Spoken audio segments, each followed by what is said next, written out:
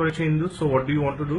না আসলে এতদিন পরে আজকে জয়েন খেলাম, মানে কি আরাম লাগছে, মানে মনটা হালকা লাগছে, মাথাটা আর গম গম করছে না। মানে গাঁজা খাওয়াটা যে কত জরুরি, specially for young working women, কারণ কি আমাদের লাইফ ভীষণ হেক্টিক, আমাদের নর্মাল অ্যালকোহলে it doesn't cut it, we need more substance. তো আই ফিল অ্যাটলিস্ট মেয়েরা, স্পেশালি মেয়েরা, কেন ছেলেরা কেন না?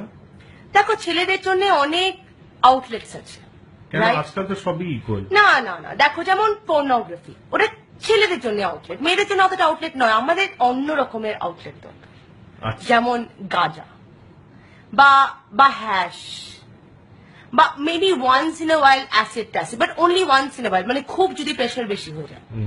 তা না হলেও না এই 2-3 দিনে মানে ওয়ার্ক প্রেশার বেড়ে গেলে একটু গাঁজা খেয়ে নিলে তাতে কিছু হার্মই নেই। তো আমার মনে হয় এটা একটা recreation, that is why it is called recreational drug. কেউ তো মানে এমনি নাম দেয়নি, right? So it is time we are open minded about men and women having this drug. So আপাতত ব্যাস এই বলার আমার। আচ্ছা, এটা আপনার ওপেন মাইন্ডেড প্যারেন্টস এরকেও বলা উচিত নিশ্চয়ই। দেখো আমার মাদারও working woman, I hope she will understand. আমার শাশুড়ি ওয়ার্কিং ওম্যান না, কিন্তু she is very open minded, তা না হলে আমার মতন বউকে তিনি অ্যাকসেপ্ট করতেন না। ইয়েস, আমার মা এবং শাশুড়ি দুজনেই ওপেন মাইন্ডেড।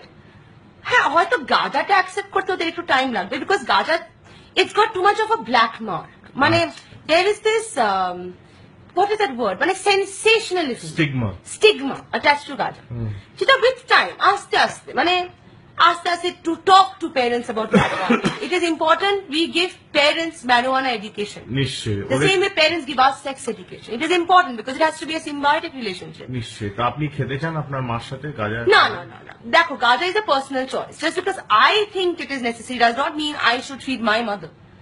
ফর আমাদের মাদের জন্য যেমন অনেক অন্য কিছু, আমার মা যেমন বাগানে বসে চা খায় যখন, that is an outlet for her. আচ্ছা, বুঝে গেছি, অনেক হয়ে গেছে। থ্যাংক ইউ, আই গেস আপনার টাইম থেকে পরের বার আরো কথা বলবো। আমার অফকোর্স এটা আপনার মাতৃদেবীকে সাথে শেয়ার করলে উনি খুব খুশি হবেন। Of course of course. ঠিক আছে,